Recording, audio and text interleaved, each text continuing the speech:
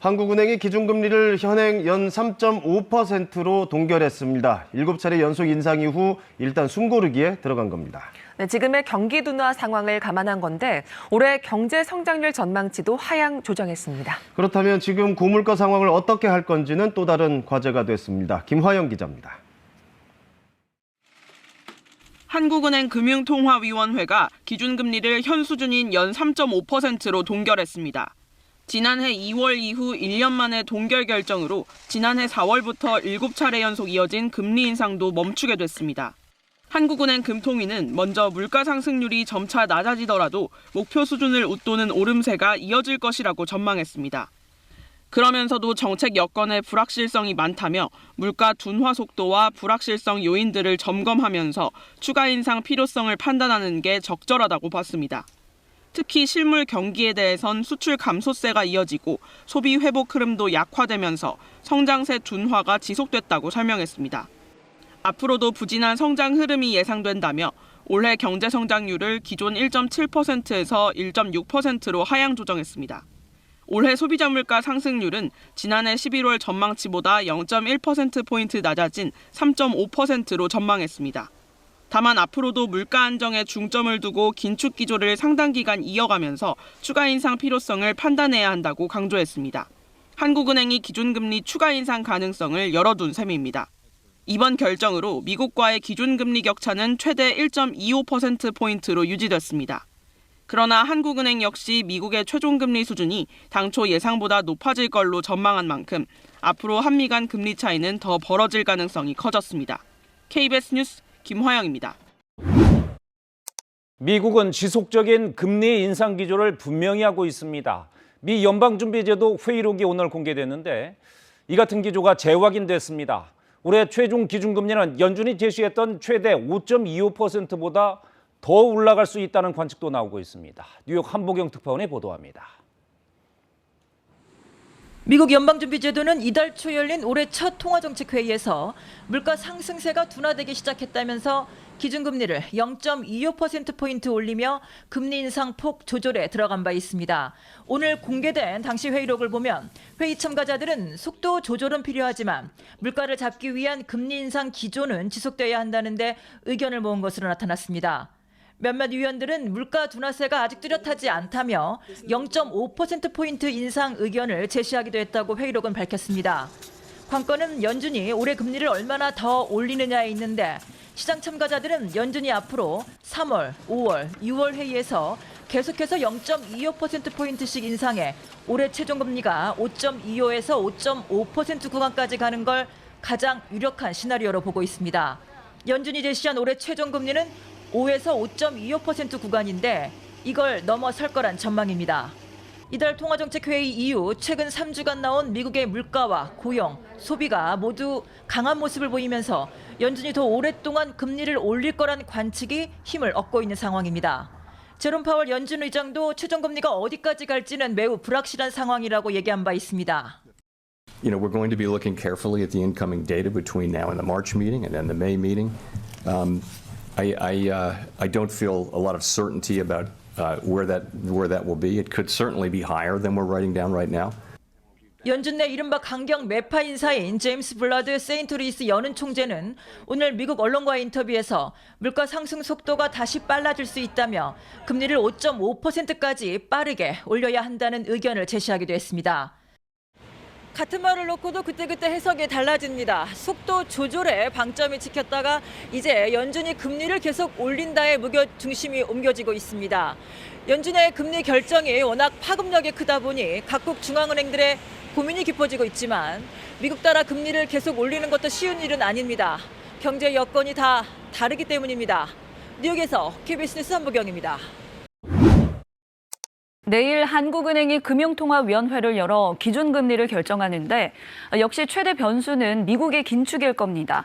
미국에서는 경제가 여전히 잘 돌아가고 있다는 지표들이 잇따라 나오면서 연방준비제도가 금리 인상 기조를 더 강하고 오랫동안 유지할 거라는 전망에 힘이 실리고 있습니다.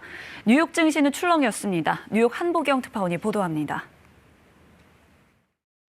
미국 최대 소매 유통업체인 월마트가 거둬들인 지난해 4분기 순이익은 1년 전에 비해 76%가 늘었습니다. 매출도 7% 넘게 증가하면서 전문가 예상치를 웃돌았습니다. 월마트는 이달부터 직원 시급도 17% 인상했습니다.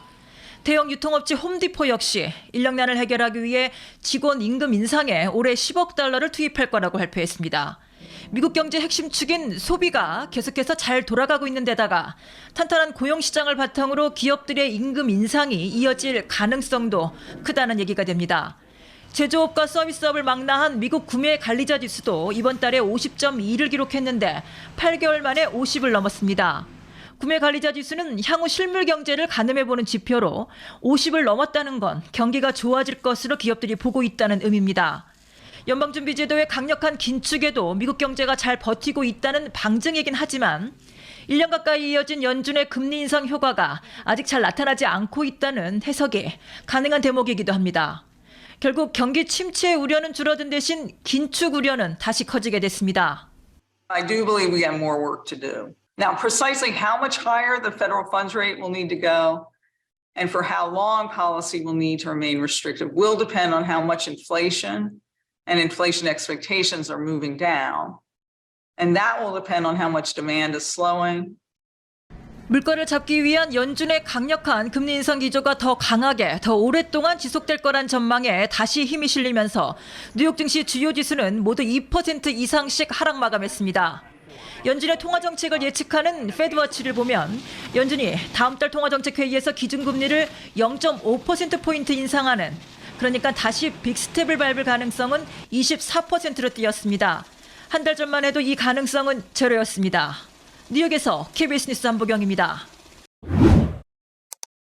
페이스북은 하루 만에 20% 넘게 올랐습니다. 테슬라는 연초 대비 80%나 올랐습니다. 80%. 애플도 약 30%. 나스닥이 환호합니다. 시장이 환호합니다. 이제 끝났다. 긴축 사이클이 끝나고 다시 주식의 시대가 돌아왔다. 이 환호를 금리의 언어로 번역하면 이렇습니다. 연준은 금리를 한 번만 더 올릴 것이다. 그리고 연말이 되면 금리를 내릴 것이다. 어쩌면 올해 안에 0.5%포인트를 내릴 수도 있다. 긴축의 시대여 안녕. 환호합니다. 연초 경제 두 번째 이야기, 바로 이 환호에 대해서 얘기해 보겠습니다. 이 환호가 확실히 맞나에 대한 이야기가 될 겁니다. 우선 인플레이션에 대한 다양한 학자들의 전망에서 시작해 보겠습니다. 노벨 경제학상을 받은 교수를 포함해서 이른바 세계 탑티어라고 말하는 경제학자들이 모두 한자리에 모였기 때문입니다. 인플레이션에 대해서 이야기했습니다. 그러나 시장의 환호와는 사뭇 다른 이야기였습니다. 1월에 열렸던 미국의 전미 경제학회 2023 연례 총회, 경제 올림픽이라 불립니다. 미국 뉴올리언즈에서 열렸습니다. 네로라는 경제학자들이 총집결했습니다. 인플레이션을 말했습니다. 요약해드리려고 했습니다. 그러나 안타깝게도 요약할 수 없었습니다. 다들 말이 달랐기 때문입니다. 블룸버그의 기사를 보면 UC 버클리의 데이비드 로머 교수는 그동안 인플레를 이해하려고 참으로 애썼는데 실적은 매우 안 좋다. 이 인플레는 갑자기 사라질 수도 있고 경제에 착 달라붙을 수도 있을 것 같다. 개연성 높은 시나리오의 범위가 아주 넓다고 말했습니다. 이해하지 못하고 있다는 얘기입니다. 라파엘 보스틱 아틀란타 연방준비은행 총재도 그랬습니다. 전례 없는 상황 때문이다. 전염병은 너무나 독특하다. 상황이 계속 진화하고 있다. 확고한 예상이나 기대를 하기 힘들다. 모른다. 그러니 금리 정책에 대한 입장은 정반대로 갈립니다. 노벨 경제학상을 탄 스티글리츠 교수는 긴축은 경제만 해치고 효과는 없다. 코로나와 러시아의 우크라이나 침공이 불러온 공급 쇼크 때문인데 금리가 무슨 상관 하고 있고, IMF 수석 이코노미스트 피에르 올리비에 구린차스는 여튼 실업률이 높아지더라도 고금리 정책은 계속 유지하는 게 중요하다라고 합니다. 노벨상 탄 사람과 IMF 수석 이코노미스트가 딴소리를 하는데 앞으로의 처방이 통일되기도 무리일 겁니다. 하버드의 케네스 로고프나 레리 서머스는 정부 적자가 늘었고 기후 대응 투자가 필연적이어서 금리 상승 요인이 많다. 낮은 인플레 시대는 끝났다고 하지만 반대로 선진국의 잠재 성장률 수준은 너무 낮기 때문에 저금리는 피할 수 없다는 쪽도 적지 않습니다. 당장 월가가 환호하고 있습니다. 뉴욕타임스는 오바마 대통령 시절 경제자문위원회 위원장을 지낸 제이슨 퍼먼 하버드대 교수를 인용했습니다. 그는 살면서 본 가장 혼란스러운 경제라고 말했습니다. 골치가 아픈 건 연준입니다. 화장은 하는 것보다 지우는 것이 중요하기 때문이죠. 무슨 소리냐고요? 올린 금리를 언제 그리고 어떻게 다시 내릴지에 대한 결정을 해야 한다는 얘기입니다. 화장을 지우는 것만큼이나 이 금리를 내리는 결정도 중요합니다. 금리를 올릴 때보다 더.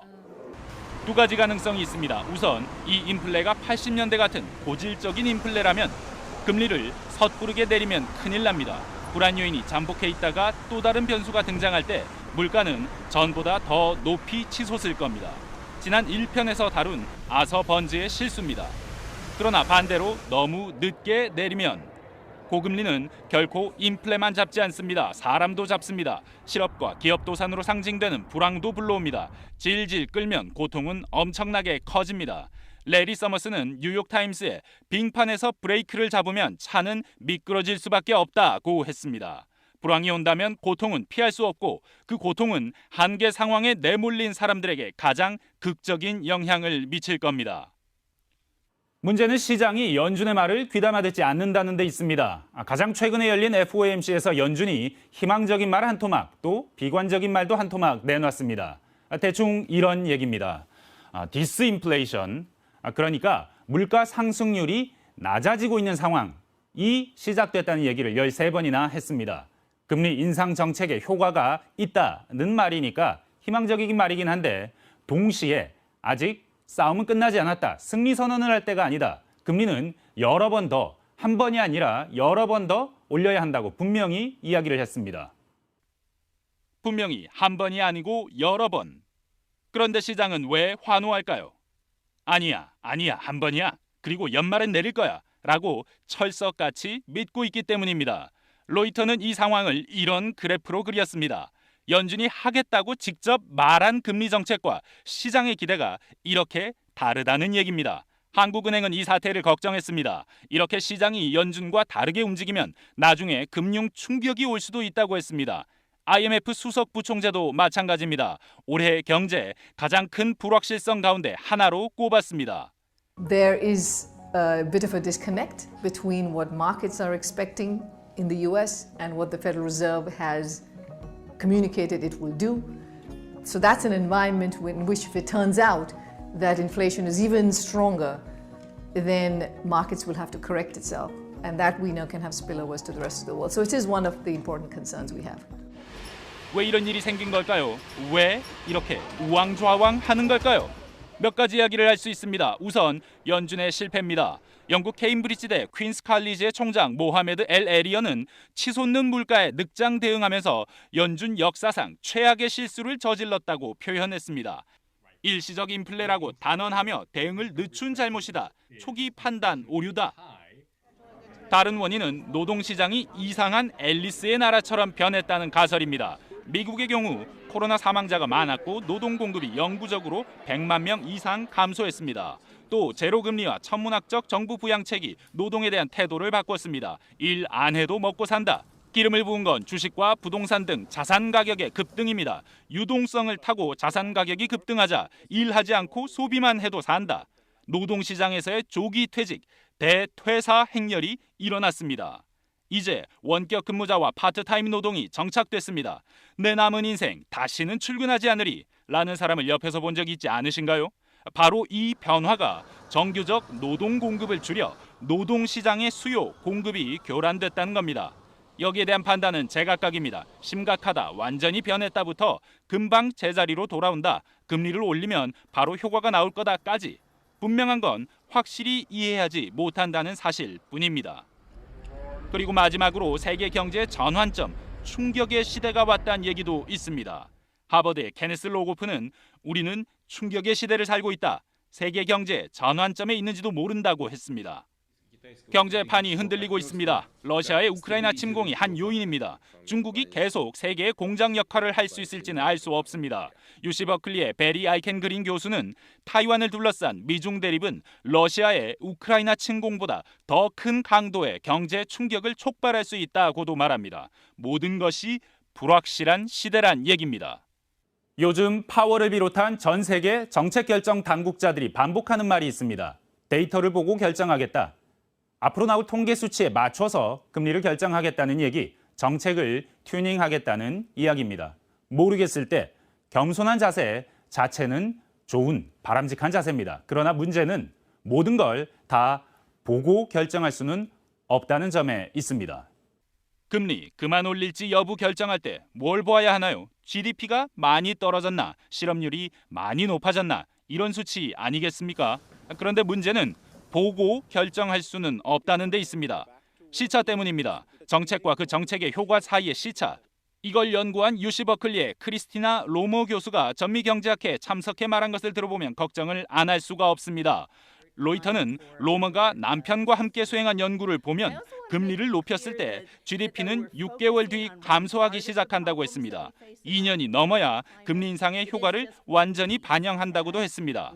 그러니까 한참 뒤에야 결과가 나온다는 얘기입니다. 실업률은 더합니다. 금리를 올린 지 5달이 지난 시점부터 본격적으로 높아져서 27개월 뒤에 평균적으로 모든 효과가 나타난다고 했습니다. 다시 말해 지난해 초부터 금리를 올리기 시작한 연준의 정책이 효과를 내는지 어느 정도 수준인지 확실히 확인하는 데는 2년 정도가 필요하다는 얘기입니다. 이 이론에 따르면 지금은 기껏해야 6개월에서 1년 사이밖에 지나지 않았습니다. 내년 이맘때나 되어야 초기 금리 인상이 확실히 효과가 있었는지 확인할 수 있습니다. 지난 연말 금리 인상은 그로부터 1년 더 지나야겠죠. 그때까지 금리를 계속 올릴 수 있습니까? 아니면 내리지 않을 수 있습니까? 그럴 수는 없겠죠. 너무 고통스럽지 않겠습니까? 그러니 데이터 보고 결정한다는 것도 쉽지는 않을 겁니다. 연준은 확실한 데이터를 받아들이기 전에 행동에 먼저 들어서야 하는 처지인 겁니다. 이렇게 어렵습니다. 근본적인 이유는 딱 하나입니다. 세계는 아직 이 인플레이션을 이해하지 못하고 있습니다. 인류 경제학자들조차 아직 합의하지 못하고 있습니다. 인류는 아직 이 인플레의 맛을 모릅니다. 연초경제 이번 순서는 여기까지입니다.